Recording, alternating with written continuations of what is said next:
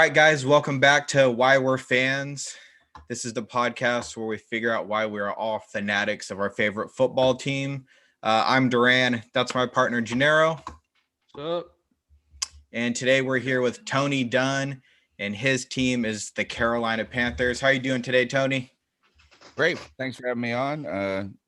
We do a podcast but that is based on the same thing you guys are doing, and that is ultimately we're fans just following our team, man. So It's a fun thing. I like y'all's style.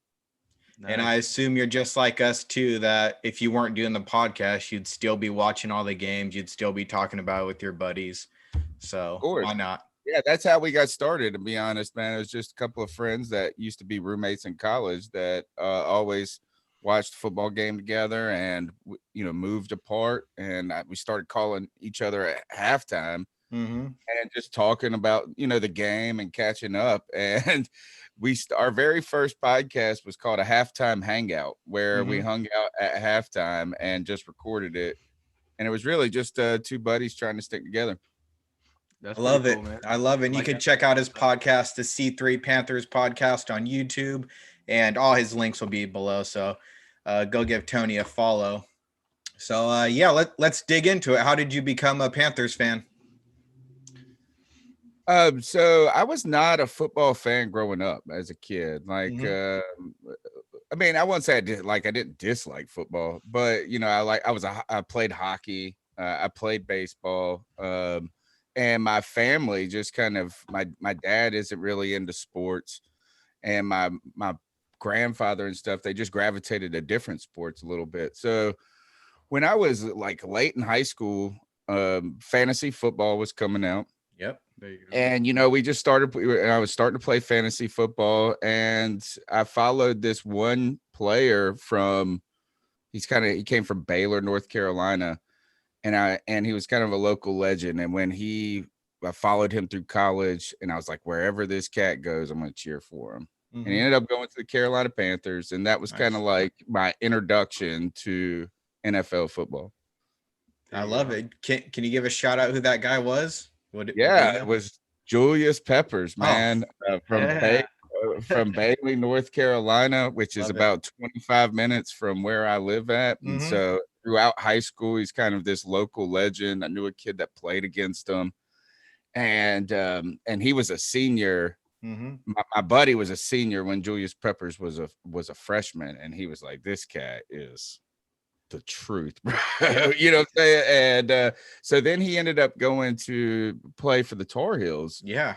For UNC, and I live in Greenville, North Carolina. So our team is the ECU Pirate. I'm an ECU Pirate. I'm an alumni there. Chris Johnson, CJ2K is from East Carolina. Gardner Minshew. Yeah, exactly. Gardner Minshew. Linville Joseph is also from ECU, and so we just follow it. I like to follow local kids and stuff like that. And so Pep was at Carolina playing basketball, playing football. He's just a beast. I was like, man, I hope this guy I hope the best for him. And I didn't really have a team at that point, I didn't have a team. I guess the Panthers were kind of new, a couple years old. I wasn't invested in football a ton. And I said, wherever this guy goes, I'm a fan for him. And he went to Carolina. My wife, who was my girlfriend at the time, bought me his jersey. You know what I'm saying? Right out the gate. And that was it. And ever since then, I've been pulling for the Panthers. I love it. A standard question that we usually ask on here is, what was your first jersey? Was that Julius Peppers your first one? That was. I still have it, actually. Hell yeah. It is. It still gets worn. And it's one of those, it's not the stitch-on jersey. It's the print kind. And boy, let me just say, it's in you can tell it's been worn by a fan. I love it. Is it a Reebok one? Old school Reebok? Yeah, I think it might be. It's either Reebok or Nike. I can't remember which one it is. Oh, okay. I like it. Nice.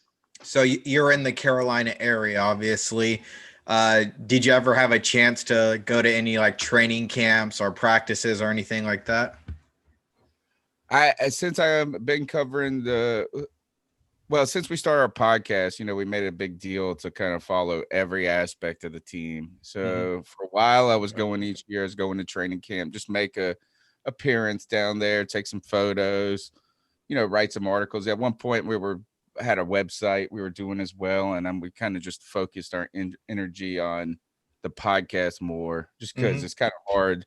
It's just hard to keep up with news, with the to beat the news, right? No matter, I mean, that's just a hard thing to do, and we did it for 5 years, and I was on the website. It's just so much time, so I decided to move to the podcast. But yeah, I've gone to training camps. I go to games every year.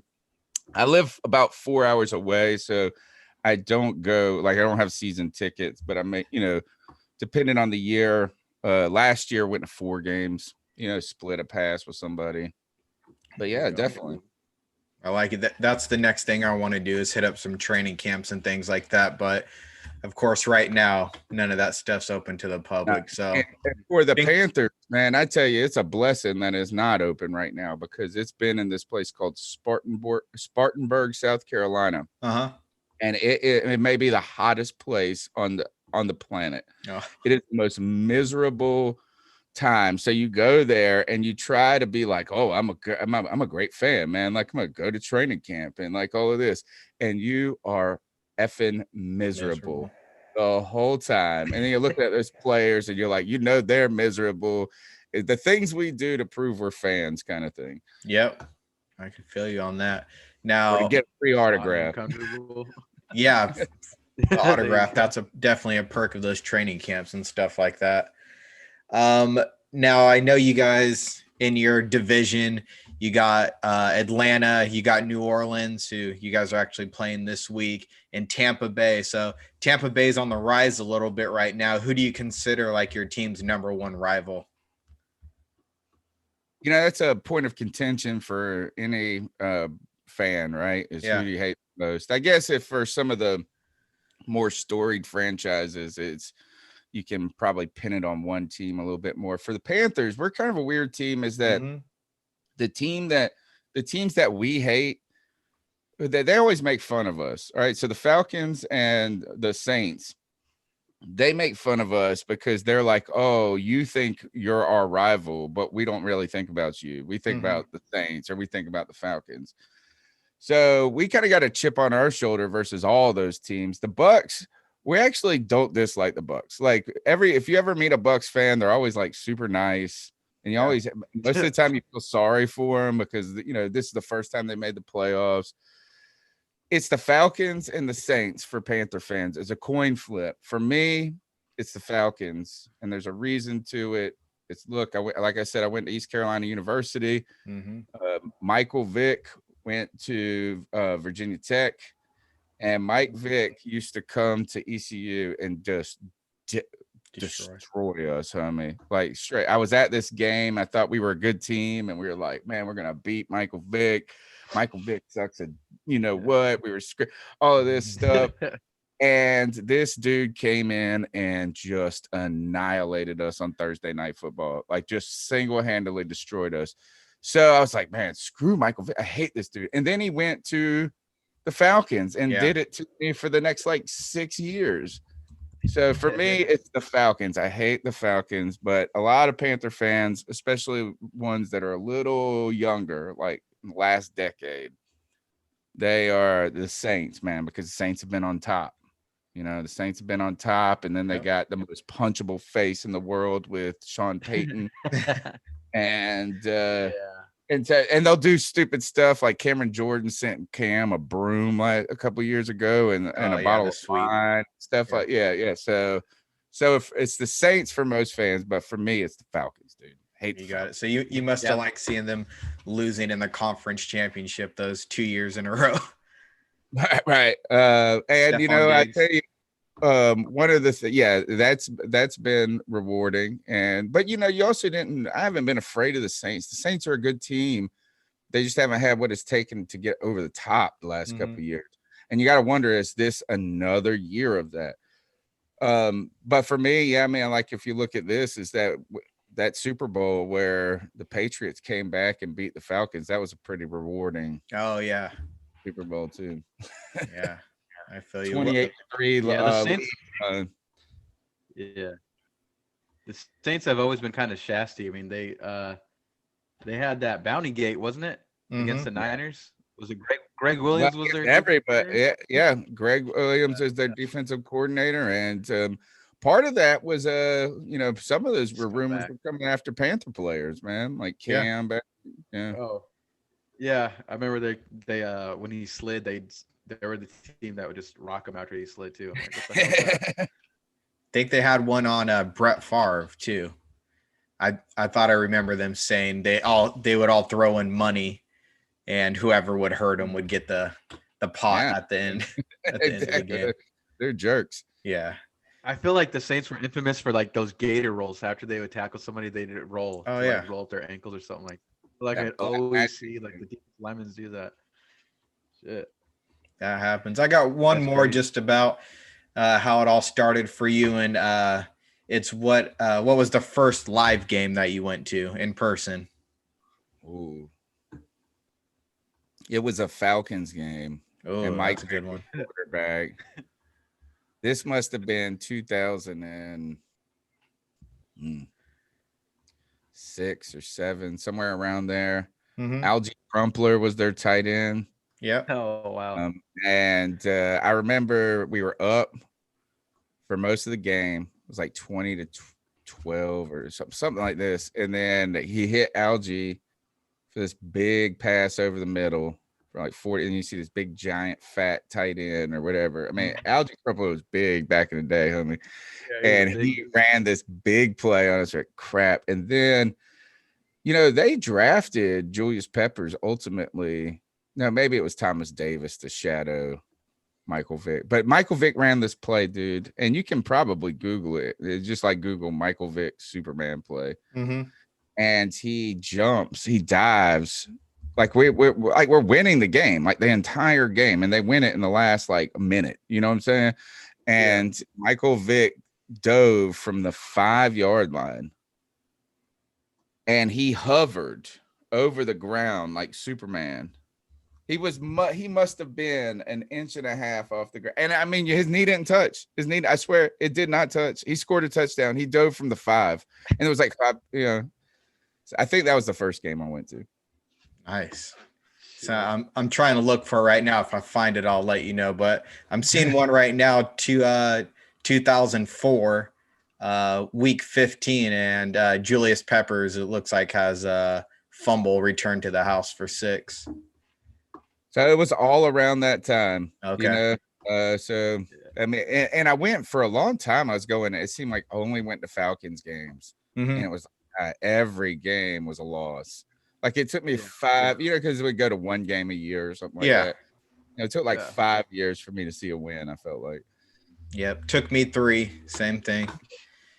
So when you sit down and watch the game with your boys, do you have like a tradition that you guys do, or like a certain beer or beverage you guys have to drink before or during the game or whatnot? Sit a certain place? Nah, man, we don't like. That's a good question. Is like, what is a fan tradition? I think if you're from North Carolina, it's probably like eat some barbecue. Oh, there you go. That's what we're known for, is our barbecue. I mean, like out here. But I mean, I guess depends on if it was when I was 20. It was probably like chugging a case of Coors Light or something and going into the game. Now that I'm older, it's some sort of IPA. There you go. Nice. Got it. Some good breweries out there. Yeah, there is actually. I mean, I guess isn't that everywhere now, right? It's just the fact, like they're on every corner at this point. But yeah, there's some good little places around here. That's what's. Like when it comes to games though, in memory, like I was at the 2015 NFC Championship game. I got to go to that, and that was one of the best experiences. I mean, we blew out. It was Cardinals. I mean, just that was in the year that we were unstoppable. Cam was MVP. Oh man! Then to be followed up with that Super Bowl. It was a catch. Jericho Cotchery, he caught it, and they were targeting Cam's head, and That's it. They were just as dirty. I bet you Greg Williams had something to do with that damn Broncos. Unfortunately, I got caught up in that 2015 team also. I'm a Cowboys fan, and I flew from California to Dallas on Thanksgiving, and they were playing Cam Newton and the Panthers, undefeated at the time, and they just wrecked. They just wrecked the Cowboys. It was Luke Kuechly that wrecked y'all, man. It was the defense. I went back and watched that game this Thanksgiving because, you know, that was you guys get to play everything. You get to watch your team on everything. And it's such a good time to watch. You know, it's a great day to watch football. You're with your family, chilling out. And so that was a big game. It's a big memory for Panther fans. I went back and watched that this year because we've been having a tough year. So around Thanksgiving time, I pulled it up on Game Pass and went and watched it. And I was, you know, I remembered Cam being all right in that game, but he wasn't fantastic. He was okay down the stretch, but it was that defense, man. 2 defensive touchdowns, 3 picks, Tony Romo. Yeah, ended Tony Romo's career really right there. Yeah, that was pretty much it. And that was Romo, Dez, and McFadden, where that was the triplets at the time. And that was pretty much the end of those guys. The following years after that is when we got the guys that we have now. But from that point on, I rooted for the Panthers. I was like, at least I want to be able to say if they win the Super Bowl that I went and saw them play live that year. So I was rooting for you guys. Cool jerseys. That's what you said. You were like, man, them jerseys look so good. On that big screen. So moving on, I think just from talking to you a little bit, I think we know who your favorite player of all time is, but we still want to take a guess. G, you want to go first? Yeah, I'm going to go with actually my personal, favorite Panther, and that's Steve Smith. Smith. That's definitely a good one. I think it's got to be Julius Peppers, right? Yeah, it is Julia. It's Peppers for me, and then it's Cam. Cam is number 2. Yep. Yeah. Okay. And then Steve Smith is. I mean, he's not down there, but like Steve Smith is probably at that 3 range. I like, you know, I mean, then because you're looking at, then you start talking about players that you just like because you like them. Yeah. You know what I'm saying? Like there's certain guys, but you know, I had that connection to Pep. In a way, and then Cam was the story of our franchise for a decade. Yep. You know, he kind of brought us out of this oblivion, and it just made us nationally relevant. There was a time where every Sunday, just if you had Cam on the field, you had a chance. He might not have ever been the best quarterback. I know people, we can debate about all that. But boy, he was one of those cats. You picked him up. If you were in a backyard football game, you'd be like, I'll take that dude. And you always had a good chance of winning with that dude. So then you get into the idea. Then you get into like the Steve Smiths, the Luke Kuechlys, or, you know, kind of personal favorites of like, I like, so there's this one player I really, really like that he plays for the Patriots now, and his name's Amir Bird. Yep. He played at, he came from University of South Carolina. He weighs like 5 pounds. Yep. He's the smallest little guy. He's so fast. He came on our podcast twice. So like, I'm like, this is one of my favorite players of all time. Yeah. I see him right here. 5'9", 180 pounds. Yeah. Oh man. If this pandemic keeps up, I might catch up to him in the weight class. There you go. Oh gosh. I've already surpassed him. But I'm probably a little bit older than you guys. So you know, and I guess that's who else, you know, who are the hidden gems of Panther fans? For us, it's probably always a linebacker, man. Thomas Davis. You got Musa Muhammad. Moose Muhammad. Yeah. Moose is great. You guys always had that consistent lineman. What's his name? Gross. Jordan Gross. His last name? Yeah.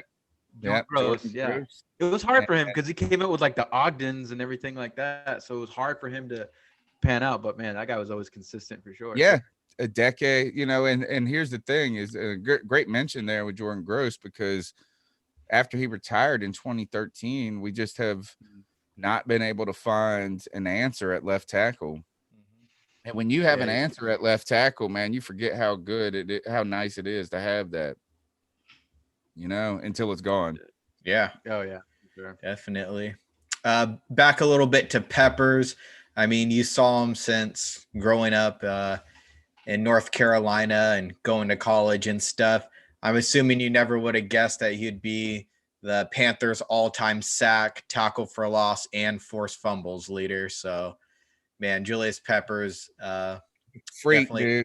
I mean, man among boys for sure. Yeah, he was a freak, dude. People did not understand. You know, he just retired last year. Mm-hmm. He played 17 seasons or some mess like that. Yeah. 18 seasons. Always consistent. But yeah. He, you know, Panther fans, it took a long time for them to come around on Julius Peppers because he blew it up when he was young. And then in 2008, when our team started kind of regress, right? Mm-hmm. So we kind of had this streak between 2003 and 2008 where we were a pretty good team. Well, they tried to extend him and make him their franchise player. He didn't want to play in Carolina anymore. He wanted to leave. Mm-hmm. And he ended up going to Chicago, having continued success there. And so some of the Panther fans held it against him, like personally. And they would say things like this: Pep, man, he took plays off. That was one thing people like to say, is that he took plays off. Well, I don't know how you take plays off and then you're number third in the league history with sacks or whatever he is right now. But I think it's kind of someone who doesn't play, and I didn't play football, so it's not like I know the technique and all of this, but I've learned just by watching some things. And if you're a defensive end, you don't just like bull rush every play. Mm-hmm. You don't speed rush every play. It's a chess game. You know what I'm saying? Kind of set them up. You go a couple moves to the outside, then you're setting up the inside move and this and that. And so if you did so I think some of that is cover, right? It's like, I think that when someone says this guy's taking some plays off, maybe that's the case. Maybe it was, or maybe it's just part of the rhythm of the game, you know, where it's like, oh, I wanted to see him running harder there. And he's like, I got to conserve my energy for the next play where I'm trying to do this. And I wasn't going to be involved in that tackle anyway. Yeah. You know, but Pep did crazy stuff. I saw Pep force. You would talk about, what did you say? Force fumbles, tackles for loss, and sacks. Yep. Number one. I saw him do all of those in one play once. And it was in Denver. He forced basically he tipped the ball up, caught the interception, and ran it. And this was like on the 4-yard line. Mm-hmm. And he got tackled. He got tackled like on the 2 all the way down.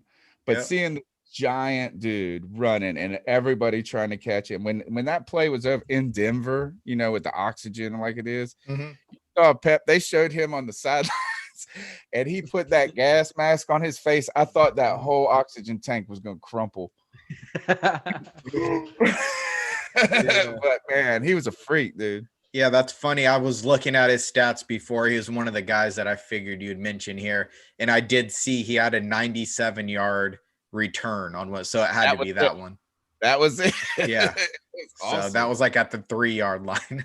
Yeah, I definitely love seeing Julius Peppers play, man. That guy was a freak. I think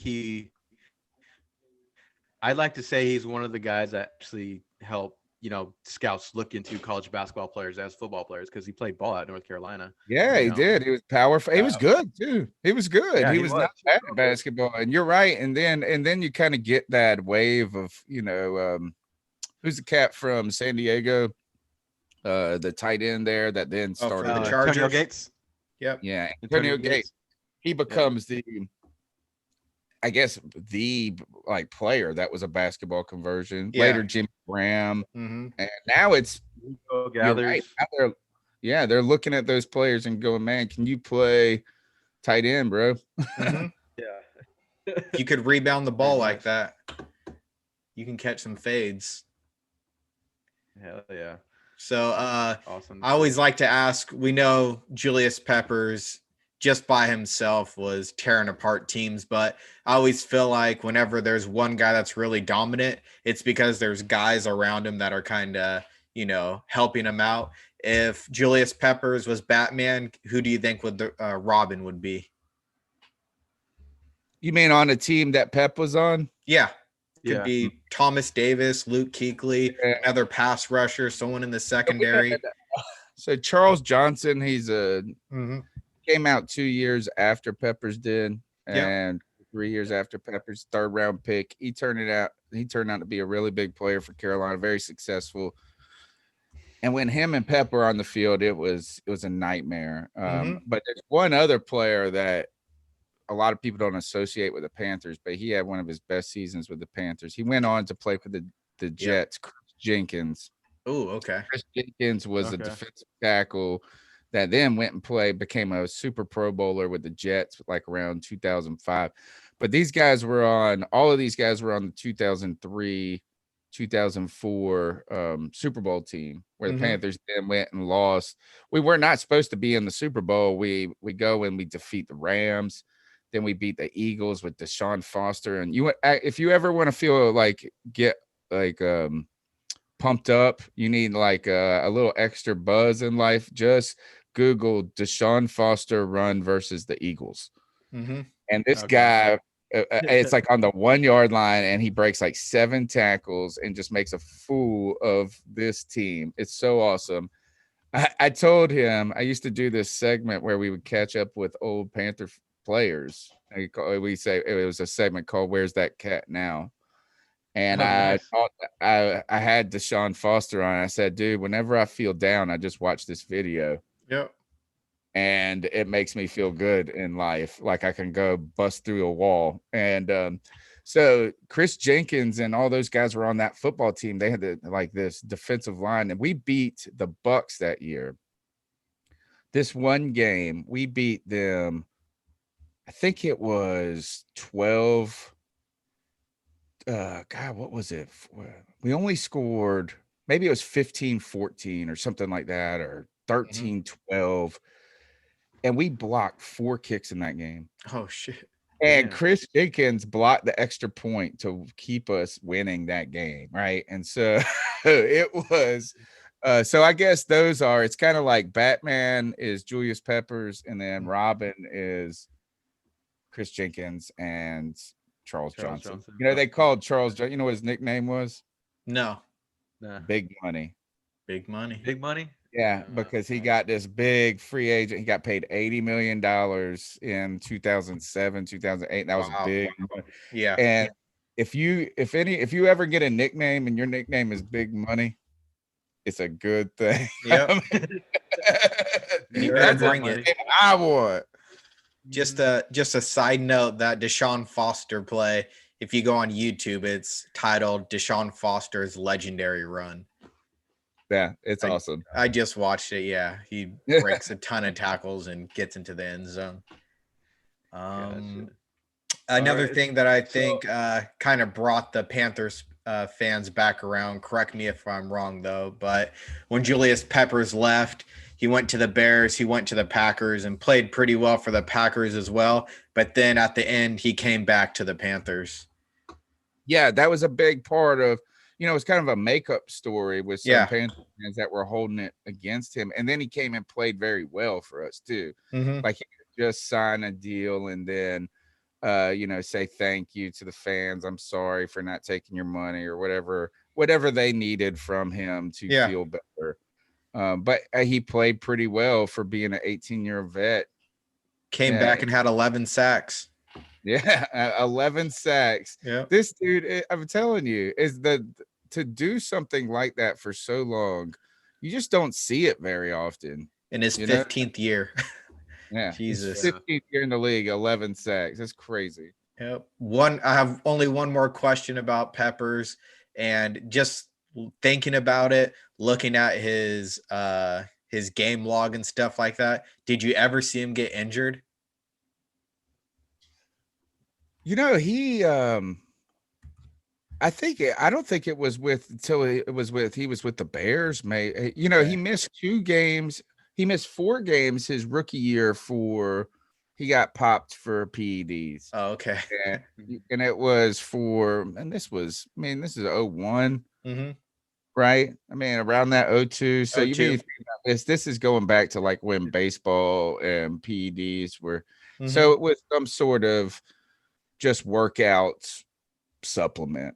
Yep. You know what I'm saying? Like, I mean, because clearly he didn't do performance enhancing drugs for the next 17 years. You know what I mean? But he came out, he had something like, so he missed those 4 games and he still had 12 sacks. Look up his sacks for his rookie year. I got it right here. He had 12 in 12 games. 12 sacks in 12 games, dude. As a rookie on a bad team. I don't think he missed many games. I think that was the deal. I don't think he ever dealt with a major injury. Yep. Maybe one time in Chicago. I think he played like 8 games or something one season. I'm looking at his Chicago right now, and it's all 16s. Started and played. I feel like he missed a game with like a shoulder injury or something. I want to say maybe it was Green Bay. I don't ever remember seeing him go down, which is amazing for an NFL player. Yeah, I mean, isn't that one of the greatest, I guess, abilities is availability? Exactly. Yeah, definitely. For sure it is. Hell yeah. I mean, how many great players have we or talked about potentially being great if it had not been for injury? I have a friend who's a Washington football team, and we used to always argue whether or not Jordan Reed or Greg Olsen was the better tight end. Mm-hmm. And like, it's Jordan Reed. It's Jordan Reed. Look. And I was like, dude, he never plays. Yeah. Never plays. Yeah, he's definitely injured almost every year. One guy that I also remember never getting hurt, of course, is Joe Thomas. He has the record for, I think it's consecutive snaps. I forget how many seasons it went across, but just to think that a shoe never came off, a buckle on his helmet never I don't know how he did it, but that guy was a brick. Awesome. So we talked about your favorite player in Julius Peppers. I actually want to know about your favorite coach that the Panthers ever had. You have Capers, Seaford, Fox, Riverboat. Bronze. It's kind of, I think it's got to be, and maybe it's just recency bias, but I think Ron Rivera has got to be our best coach in our tenure as a team. Now, that's not what, there's other coaches that had coached with our teams that had great years with other teams. I mean, what interesting is it's Vic Fangio, right? Mm-hmm. Yeah. Or Denver. He was our defensive coordinator back in the early 2000s. So it's always interesting to see what the coaching tree is like. We just we've only really had 2 coaches over the last 20 years, right? I mean, it's like John Fox and Rivera. Yeah. And they're really like the same dude. Mm-hmm. They're both like boring defensive coaches that are not, I mean, I won't say boring, but like, it's like they're not on the sidelines throwing their headset down. They're not super animated. They're kind of steady of the ship, defensive, tough guys. And Ron Rivera, just because we had, we went to a Super Bowl. We've had our most success with Ron Rivera. We won 3 division championships. Even though we didn't win a ton, we had a couple of years that we won the NFC South. We backed into it one year at 7-8-1.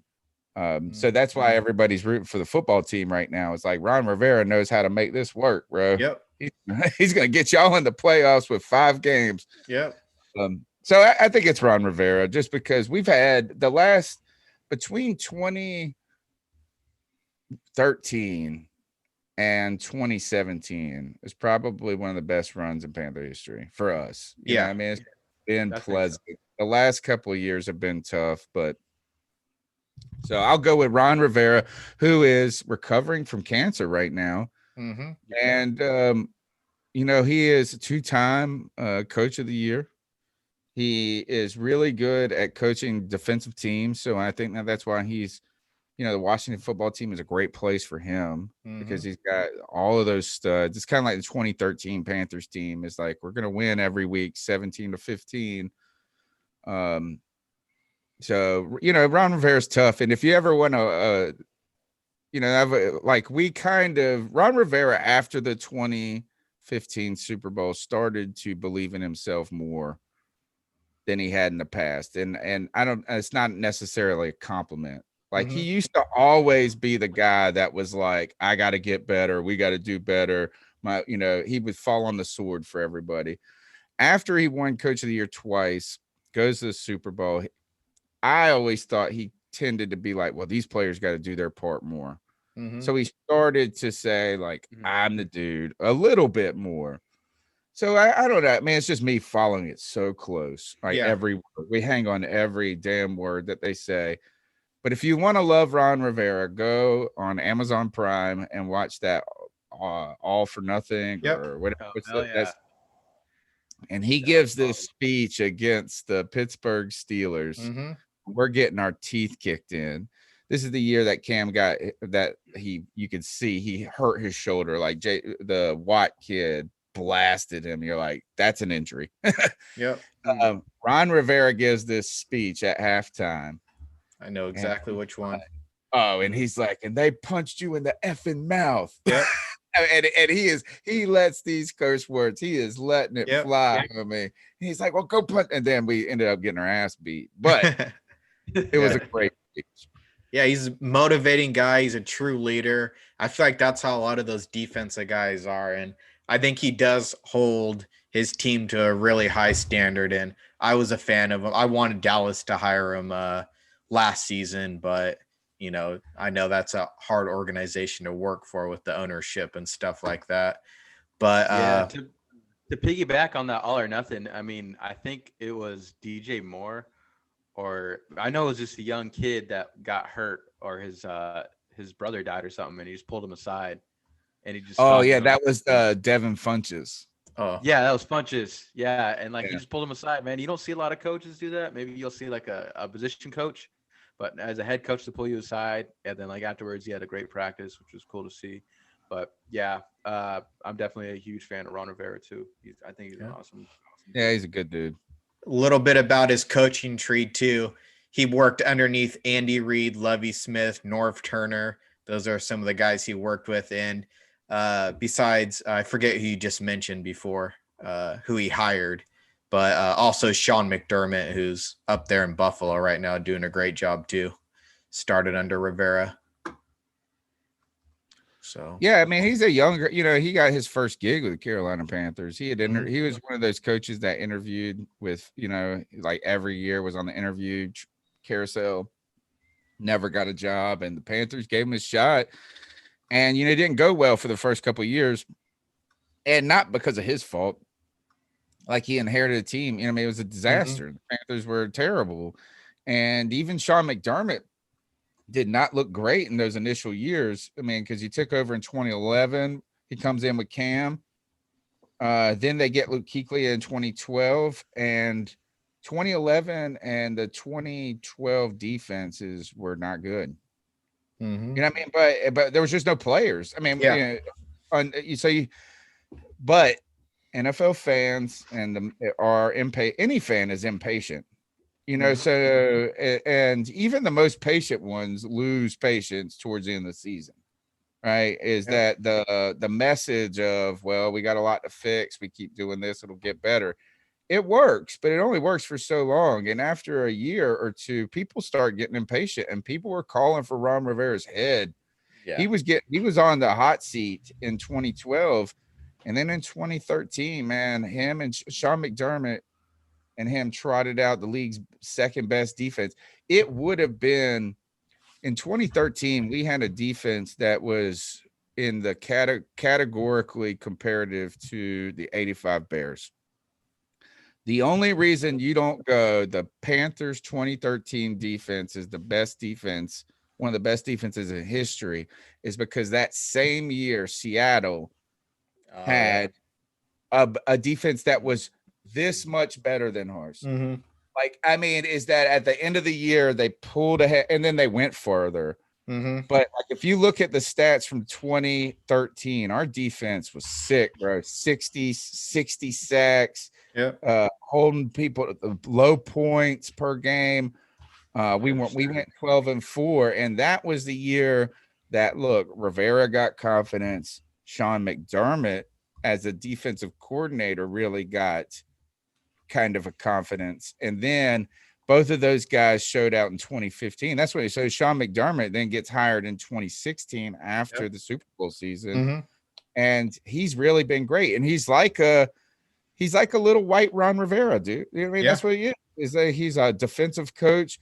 The only problem with defensive coaches, and I think you see this trend coming across the NFL, is there's a risk in hiring a defensive coach, and that is when he gets an offensive coordinator that's really good and does a good job, they're going to leave. Yeah. And how do you replace that every time? Every time. It's just, and so when your head coach is an offensive guy, he doesn't leave. So if their defensive coordinator goes, it's easier to replace the things that made you great. And I think that's been that's something that plagues a lot of these defensive coaches. I mean, look at what happened to Dan Quinn with the Atlanta Falcons. As soon as Shanahan. Yes, Kyle Shanahan left. Yeah, I never thought of it that way. That's a good point. That's a good point. I'm looking at that 2013 Carolina Panthers defense. They only allowed 15 points per game. Their point differential throughout the whole season was 125 plus. And that's actually better than the year that they made it to the Super Bowl in both of those categories. Yeah, our defense was sick that year, man. So K1 Short was a rookie that year. Star Latulele, both of those guys. And then Luke Kuechly was in his second year.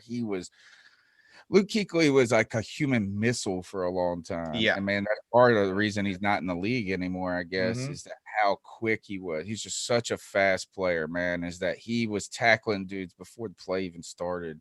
Yeah. So that defense, and we got spoiled. When you're a Panther fan and you've had, I mean, you go back to this as a guy who's going to be getting a lot of kind of name and pub for GM jobs coming up as a former Panther linebacker and Dan Morgan. Dan Morgan works in player personnel for the Buffalo Bills now. He's like the director of player personnel, but he worked in Seattle when they had all of their success in their front office. He's been on the come up. He was the Luke Kuechly of 2003. His career was ended early because of concussions as well.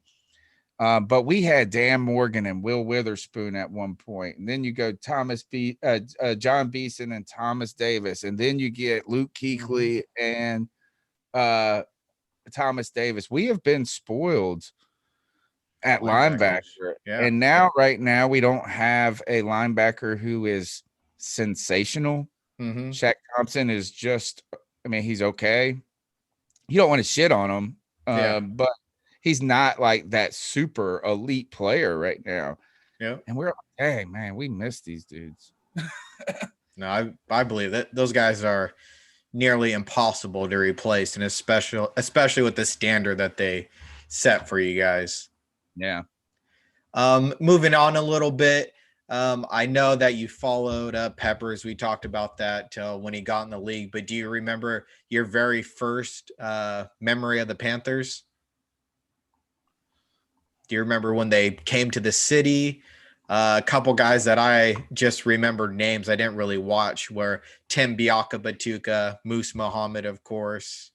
I have a Tim Biakabatuka jersey. Nice. And, it's one of those jerseys, too, that you didn't wear then, but is cool now. Yeah. Like, you know what I'm saying? It wasn't cool. Like, if you see, I've got another jersey, and usually they've been given to me by a family member or something. You know what I'm saying? Like, I have a Steve Bergline jersey, and you wear that out, and the fans are like, oh, man, you cool, dude. You got a Steve Bergline jersey. I'm like, dude, not cool 20 years ago. Yeah. Biakabatuka is definitely one of those. Yeah, man, it's just, gosh, another thing, availability.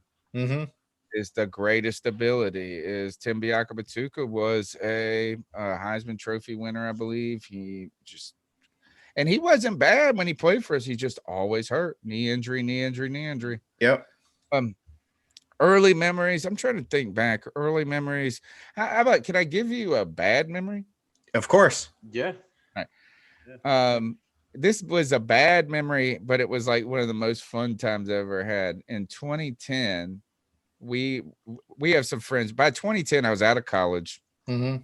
I was in graduate school at the time, and is that some friends that my wife's roommate in college, she ended up marrying the guy that she was dating, and we're all friends. Like, we knew each other from college, and they live in Charlotte. They're from Charlotte. Mm-hmm. So every year we go to a game together, just to catch up for the weekend. And in 2010, the Panthers are on a terrible run. We win 2 games that year. Jimmy Clausen's the quarterback.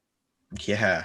We're going to go on to draft Cam the next year. Mm-hmm. So we go to see the New Orleans Saints in 2010, and we bought 45-yard line, 4th row tickets for like $80 a piece. You know what I'm saying? And it was like, we were like, all right, well, they're going to set, let's go. So we go there, we sit on like the most perfect seats. We bring our signs. We get on the Jumbotron twice. Because we had such great seats, we were like, we are not leaving till the last second is over.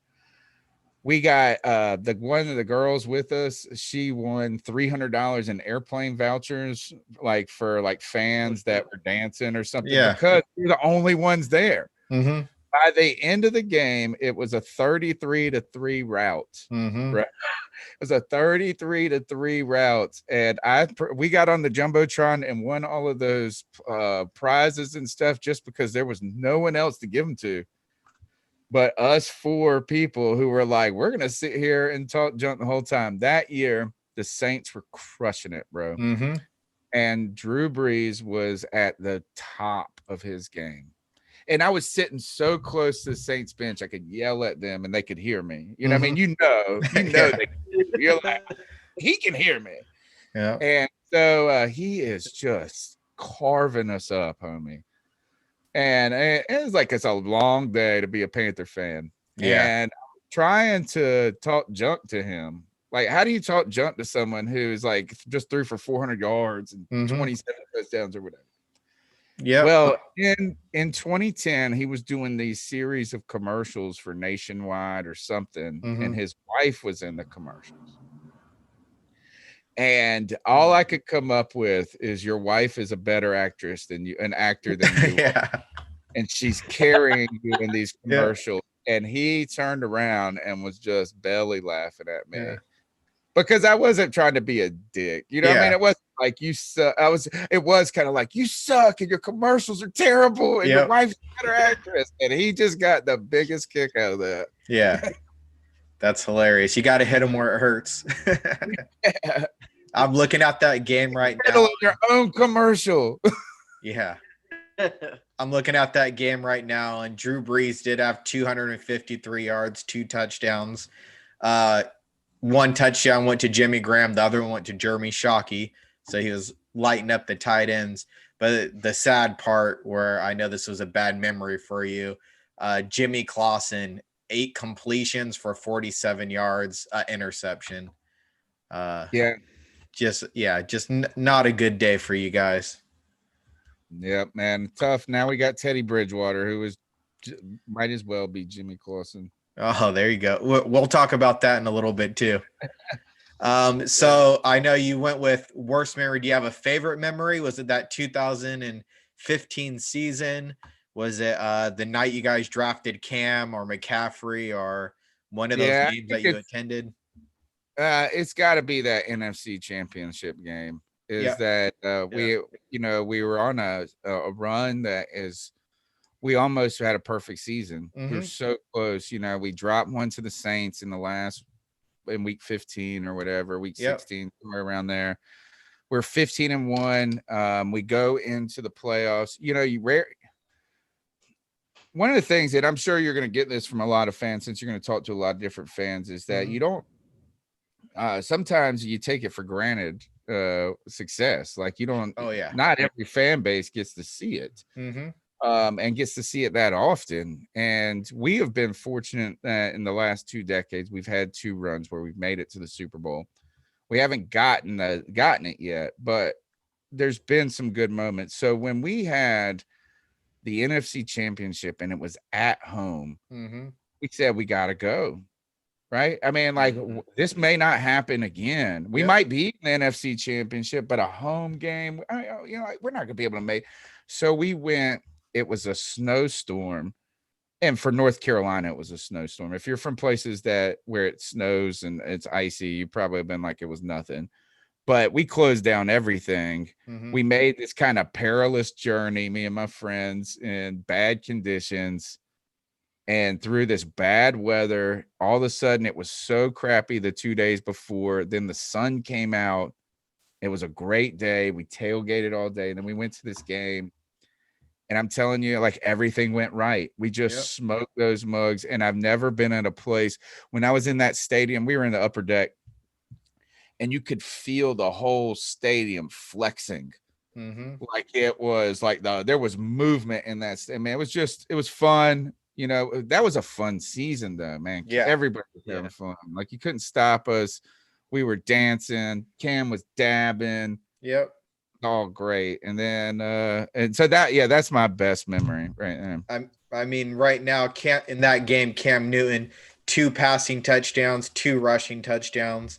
So he was handing out the ball to everyone that day. And then Carson Palmer had 4 interceptions. So both sides of the ball, you guys were scoring. Defense was on fire. So and you were there. That's definitely a great memory. Another one goes back. You mentioned Steve Smith earlier. So Smitty was a Triple Crown winner, which is crazy. I mean, he is a 5'9" receiver, and he had the most yards, catches, and touchdowns one season. Like it's just sick how good he was. And it was kind of sad that he wasted on the shelf for about 3 or 4 years when the Panthers didn't have anybody to deal. If he would have gone to like the Colts in 2010, when Peyton, he would have gone down as like one of the greatest receivers in history. But I think it was in 2008. It was a playoff game against the Bears. And Steve Smith single-handedly beat the Bears. Like he had like a kickoff return, a punt return. It was like he ended up having 2 receiving touchdowns. That's another game for the ages right there, where one dude just beats that ass by himself. And that was Steve Smith. I'm pretty sure I want to say it was like 4. I know there was a special teams touchdown in there for him too. Yeah, that guy was a beast. He was always so grimy, and he always worked for those extra yards too. It's like you weren't going to take him down with one guy. Yeah. He broke his arm in preseason. He broke his arm playing flag football one time. Like, I mean, that was like, God dang. I mean, it was like, Smitty was never shy to punch a teammate in the face. That's definitely some of my first memories ever for Panthers were him doing those kick returns and stuff at the beginning of his career. And I think Steve Smith is what really put the Panthers on the map for me. I think I don't have it up right now, but it was I think it was 2005 when I remember saying he's the best receiver in the league this year. As for such a small guy, he's making contested catches down the field. Of course, his run after the catch, and he played like he was 6'5". That was the breakout year. That was the year, 2004 when we went to the Super Bowl. You mentioned Moose. We've never been able to replicate that receiver tandem. Success. And maybe this year is actually the closest we've gotten to it when you think of 2,000-yard receivers, DJ Moore and Robbie Anderson. I'm a little hesitant to put that in comparison to Moose and Smitty, though. Give him a little bit more time. But moving on to future expectations, I know that coming up, you guys, are in the position to possibly get a top 10 pick, especially if you lose to New Orleans this week. But you will have about 3 picks inside the top 75. I know you mentioned a little bit about Teddy Bridgewater. Is there a direction in the draft that you're kind of leaning towards right now? Is it quarterback? Well, yeah, it was. Teddy's a bum, bro. He's a bum. Yep, I'm not a fan, but it's just he can't throw. He don't got the arm strength, man. He just doesn't. He can't throw downfield. So 2 weeks ago we were ecstatic. 2 weeks ago we were slated to pick number 3. Yeah. And then another bum in Dwayne Haskins rolls in. We roll into Washington and ruins not only Washington football team's day, but our day as well. Because how can you lose to someone who's such a bum like that? And we end up winning. So we slip from 3 to 9. Yep. With an outside chance that we're going to be 11. But think about this. So our thoughts of Zach, our dreams of Zach Wilson, gone. After last night, Fields is climbing back up. Yep.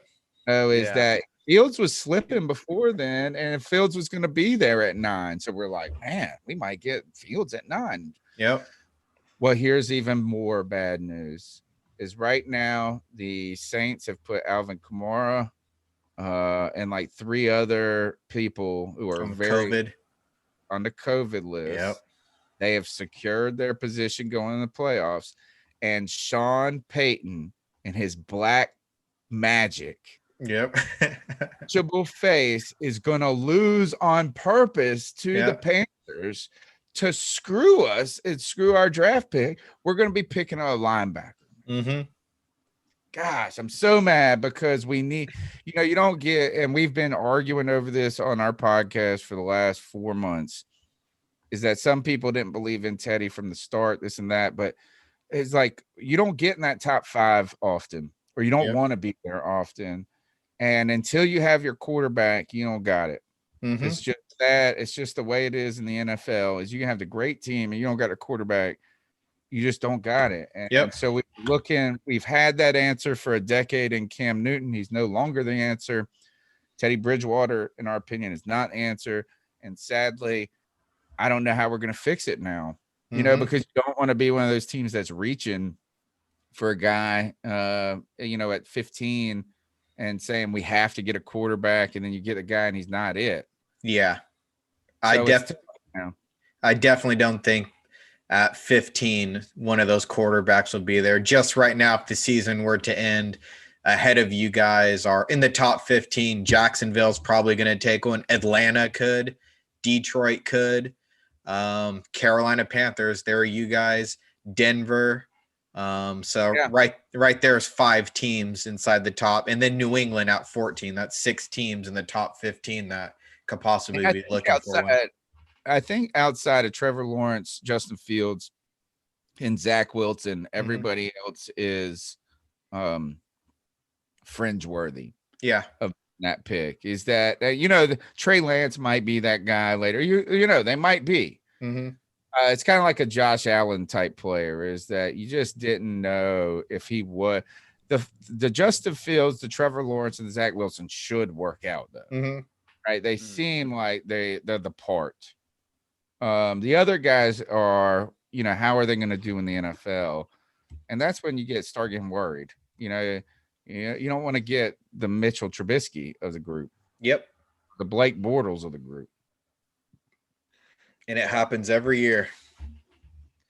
You guys can trade for Wentz. I think they're giving up on. Wentz might have a resurrection. He might do something like in his career, like Tannehill for the Titans. Is appetite friend? He says a Tannehill. Nice. Is that he was a bum when he was with the Dolphins, and as part of it is like, gosh, well, maybe it's because he had to work with Adam Gase. That might be it. And it was at the Dolphins at the time. But sometimes a quarterback in a new place is a good thing. Yep. So I'm not sure Wentz's career. I don't know what's going on with Wentz. Like it's like he seems like he's lost his confidence in himself a little bit. But we were not talking about Wentz like that 2 years ago. Yeah, for sure. Is that, and so maybe I do think sometimes there's a recency bias in NFL media and stuff. And so like you could get too on that hill that he's done. But who knows, is that maybe a Sam Darnold if the Jets, there's some things. Matt Stafford might be an option for a lot of teams out there. I think the Panthers, if they don't get a guy this year, are probably going to stick with Teddy for another, and then we'll see in 2022 where we're at. Yeah. Looking at your guys' just contracts and possible retired guys coming up next year, looks like your offensive line is taking a hit. You know, Paradis is over 30, and then you got Okung, Morton, Miller, Reed, and Schofield all on the last year of their contracts. Do you think offensive line is a possibility there? What, in the first round? Yeah, first round, like getting one of those tackles.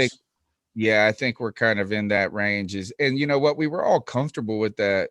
You know, a month ago, I was just fine. I was very accustomed. I said this on the podcast this past week, is I was all right picking number 9 for a long time. Mm-hmm. I was all right picking, like, yeah, let's get an offensive lineman. Let's just build this. We'll build, but then we got a taste of the top 3. Yep. And like, man, we might get that quarterback. We might get it. So now that we're back there, I think that, is that like now we're kind of back at that range. I think it's back to basics type thing. And look, the Panthers have not invested in the offensive line enough over the past decade. And to be honest, they've done that because we had Cam Newton. Mm-hmm. Cam Newton was able to cover up any offensive line deficiency. Everybody who always said, oh, he this, that, dude, he was making terrible offensive lines manageable. Mm-hmm. This year, the very fact that this has been our best offensive line this year since 2015 shows that. Yep. Is that we got Okung. He hasn't even played half the season, it feels like. We got 4 no-name people. Obviously, Paradis is not a no-name, but he hasn't done much in Carolina. His first year was last year. Wasn't that great. He's a little bit better this year. But we have been working with nothing on that offensive line. And then when you read it off like that, Taylor Moton's a free agent. Mm-hmm. You better pick somebody in the draft, or else you're going to be using. I mean, I don't know how you can't replace every position on the line. Yeah, in 1 year. No. Yeah, that's tough. A couple other guys on that list: Mike Davis, Tahir Whitehead. I didn't realize Curtis Samuel already up too, and Rasul Douglas. Is there any of those guys you want to bring back? Yeah, I mean the one that Panther fans want the most is Curtis Samuel. Mm-hmm. A lot is, kind of, look, he's super athletic. He's like a wide receiver version of Christian McCaffrey. Mm-hmm.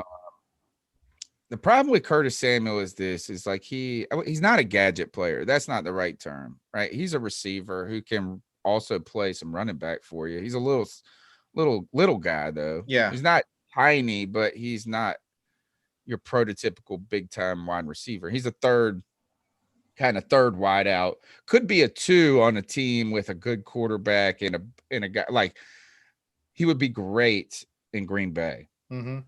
With Aaron Rodgers. Like he would fit that. Is that you got Devontae Adams on the other side, you get this other guy, kind of like a Randall Cobb-ish type player. I don't know if it's best to bring him back for the Panthers. Look, is like, and I'm not saying he's going to make our team worse. It's just like, is the money worth it for the third wide outs? Yeah. And we've never really been able to figure out how to make them work the best. Like, is like you get these players, kind of tweener players sometimes. Yep. And who's the guy? Isaiah Simmons for the defense in the Cardinals. Right? And they almost just don't know how to use them right. Exactly. Still trying to figure it out. Like the Lions weren't using Hassan Reddick for a long time, right? And then now he's with the Cardinals, he's going great. Curtis Samuel's been that kind of for the Panthers. I just feel like this is that like we need to bring back Taylor Moton on the offensive line. We got the right tackle he's one of the top ranked right tackles in the league. That's where the money needs to go. And so it's no offense to Curtis Samuel, but I think that he's probably going to be out of our range. I think he's going to want to get paid. And I think he's not going to get paid like elite money. Yeah. But he's going to want to go and get the reps and his due. And Rasul Douglas is kind of a cool story for the Panthers, is that we did not do anything to address our secondary coming into this season. In fact, we were on the secret tank, bro. They didn't want to say they were tanking. They put an offense out there that was respectable with Teddy Bridgewater, Christian McCaffrey, Robbie Anderson. they're like, oh, it'll keep us in games. But our defense, we drafted 7 straight defensive players. We're the only team that's ever done it. Oh, that drafted you guys did. Players last year. Yep. We started 4 rookies on defense. And Rasul Douglas was not even on the team to start the year. And we picked him off the trash heap of the Eagles secondary, which has been a wreck. Mm-hmm. And he's been a pretty good player. Like he's a good leader. I would be happy if Rasul Douglas came back, but he's got to be our number 2 corner. Yeah. He can't be that guy. He's a good player to have on the team, but he can't be that guy. Yeah. I definitely agree with that. I only have one more question, and it just has to go with Matt Rule's first year coming in and replacing Riverboat Ron. How'd you feel like he did for the first year, along with Joe Brady, Phil Snow as offense and defensive coordinators? I think you gotta be pleased right now. Mm-hmm. I think we're like kind of moving in the right direction. I think they did a little bit. Look, I think the team looked better than we expected them to look this year. Is that we didn't win a ton of games. We won 5 games, not the worst season, but we have been in. Look, we gave the Chiefs a good run. We've played some good teams and been in those games. We have not just rolled over. And I tell you, this defense has gotten better and better each week. Brian Burns getting better out there. You starting to see Derek Brown, who's just been a monster up the middle, finally getting the quarterback. We have 5 sacks this past week, I think. So I think we're trending the right way. And even a lot of the Joe Brady. Joe Brady is a super sensation, hot name, right? It comes out of LSU with that LSU's offense last year with Joe Burrow. Just smashing every record possible. Comes to Carolina, is doing pretty well. I mean, the Panthers offense got 2,000-yard receivers. You don't have Christian McCaffrey, and you're still finding a way to be in these games. So all those things are great, right? Mm-hmm. And the big question for us with Matt Rule was, how was he going to acclimate to the NFL, right? Is not whether if he knew football or not. Yeah. Or whether Phil Snow knows football, but do they know how to coach NFL players that make more money, that do all of this? And I think he's done a commendable job. I think at this point, though, the only question is like the only stain on this coaching staff right now is if Teddy Bridgewater doesn't work out. Yeah. Right now, the signs are saying it's kind of over already. Maybe he gets another run, but it does seem like they handpicked him, right? Is that we got rid of Cam this past year. We had Cam for 1 more year. We could have stuck with Cam. If he got hurt, then we would have been right where we are. We would have been tanking anyway. We could have parted ways with Cam, but instead they kicked Cam out a year early. And Joe Brady's connection, it seems like, to Teddy Bridgewater from when they were both together with the Saints a few years ago. Yeah. It seems like they handpicked him. Like, this is the guy we want to try this with. Yep. And it didn't work. So if there's one knock on them, it's just Teddy Bridgewater did not pan out as well as they wanted to. Or maybe they would say, this is exactly what we thought he was going to do. Yeah, no, I agree. I think Matt Rule, he's definitely exceeded my expectations. And I think another coach that you guys could possibly add to, 3 in the last 30 years instead of 2 in the last 20. Right, exactly. That's the goal. I mean, look, they signed him to an 8-year deal. Mm-hmm. Yeah. That's 8 years with the Panthers. And if they fire him, he's going to get paid that $60-something million or whatever he's going to get. So he's already gotten paid. Yeah, they're committed. Yeah, and I think that's what it took to pull him away from Baylor. Yeah, I was definitely a fan of him coming out. I was excited to see his first year and how he handled it, because I know he was called in the college football ranks the fixer, because when he went to Temple, he fixed a broken team, put a new attitude on them, created a good little program there. Then he did the same thing at Baylor, took over for Art Briles, which we know how that ended, and turned him into he took over a team where he didn't even have all his scholarships. I mean, he didn't have all his half of his scholarships. Yeah. And he comes into Carolina, does something bold by drafting. I haven't seen that since I've been following the draft consistently. Drafting 7 consecutive defensive players, and he just comes out, and you can tell that he commanded respect as soon as he went into the that football program over there in Carolina. And I'm liking what I see. I'm excited for you guys' future for sure with Matt Rule coming in.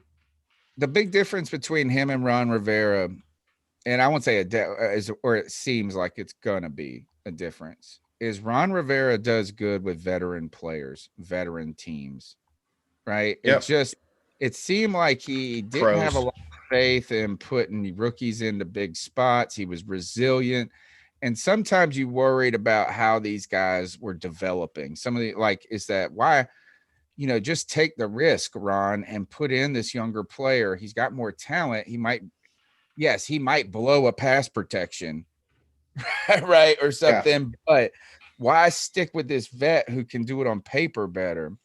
And that rule seems to be one of the things that's really, you can find this common thread with the coaching staff is they're good teachers, man.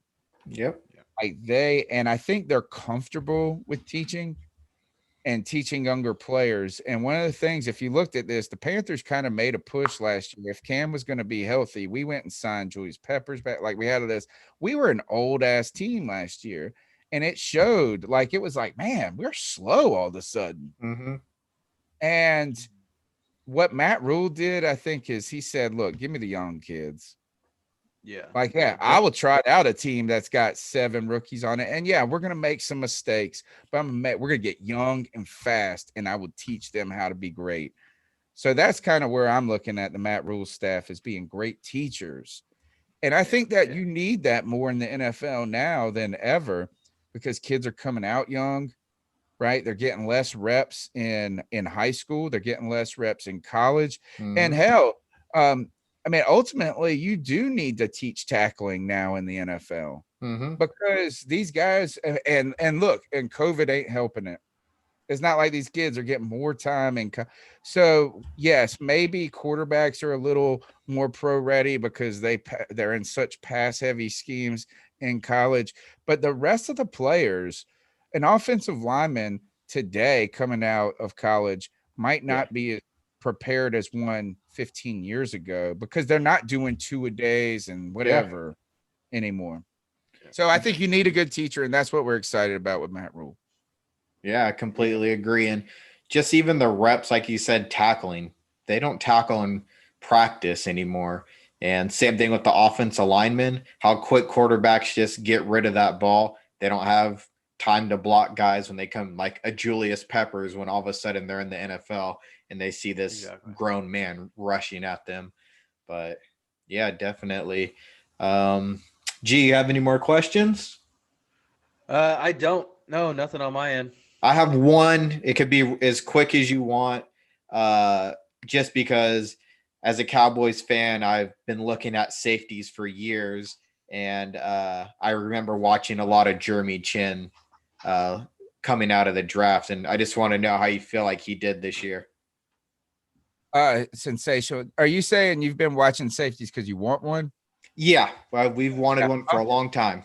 So have we. It's an interesting point there. Is we haven't had I'm trying to think. Our last who was it?